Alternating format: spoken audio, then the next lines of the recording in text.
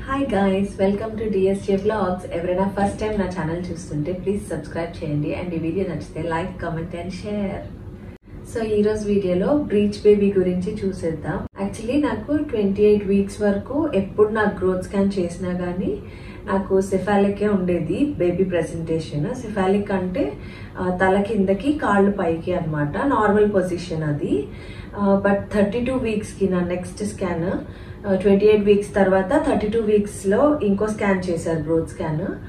అప్పుడైతే ఇంకా baby presentation breach అని వచ్చింది అనమాట. సో బ్రీచ్ ప్రెజెంటేషన్ అంటే ఏంటంటే తల పైకి కాళ్ళు కిందకి ఉంటాయి అన్నమాట. సో అది బ్రీచ్ ప్రెజెంటేషన్ అంటారు.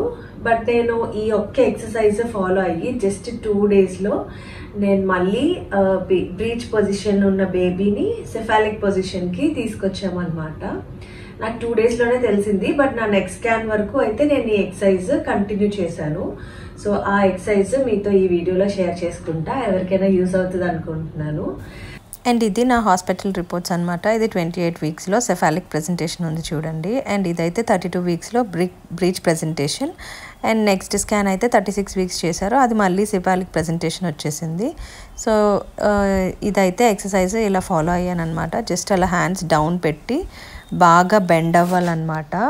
మన పెల్విక్ రీజన్ ఉంటుంది కదా, అది ఎక్స్టెండ్ చేసేలాగా చెయ్యాలన్నమాట. సో ఇలా స్లాంట్ పొజిషన్లో పడుకొని చెయ్యాలి, హిప్స్ పైకి పెట్టి తల కిందకి పెట్టి చెయ్యాలన్నమాట.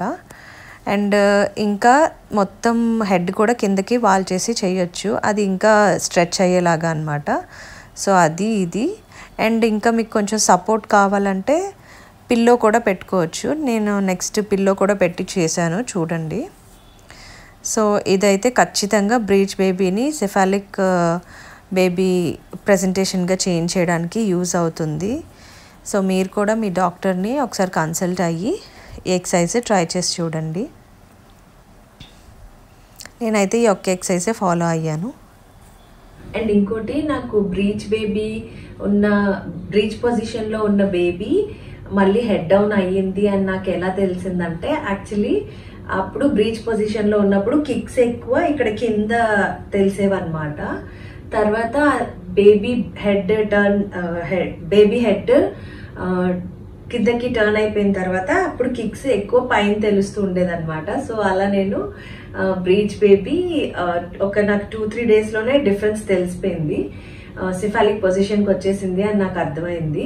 బట్ ఏంటంటే నా నెక్స్ట్ స్కాన్ 36 వీక్స్ చేశారు. సో 36 వీక్స్ వచ్చే వరకు అంటే 1 month గ్యాప్ ఉంది. సో ఫుల్ 1 month నేను ఈ ఎక్సర్సైజ్ కంటిన్యూ చేశాను అనమాట డైలీ. సో మీకు బ్రీచ్ బేబీ ఉంటే కనుక ఈ ఎక్సర్సైజ్ తప్పకుండా ట్రై చేయండి. మీకు ఖచ్చితంగా బేబీ హెడ్ డౌన్కి టర్న్ అయ్యిద్ది. అండ్ ఈ ఎక్సర్సైజ్ నాకు డాక్టరే సజెస్ట్ చేసింది అనమాట, మా డాక్టర్. నేను రెయిన్బో చిల్డ్రన్స్ హాస్పిటల్లో చూపించుకుంటా.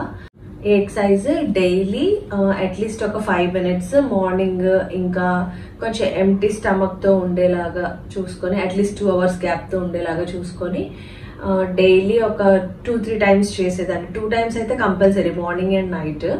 ఇంకా ఎప్పుడైనా కుదిరితే 3 times అలా చేసేదాన్ని. అండ్ ఎవ్రీ టైమ్ 5 minutes అలా చేసేదాన్ని అనమాట ఈ పొజిషన్. సో ఈ పొజిషన్ ఏంటంటే, actually breech baby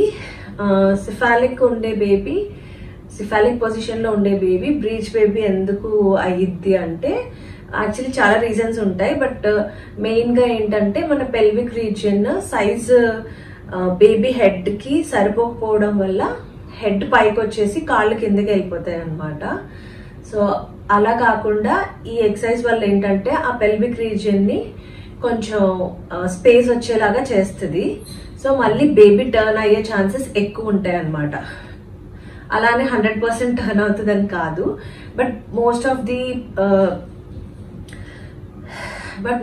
the pregnant ladies కి ఖచ్చితంగా బ్రీచ్ బేబీ నుంచి సెఫాలిక్ బేబీ పొజిషన్ కి తెచ్చుకోవడానికి చాలా ఛాన్సెస్ ఉన్నాయి.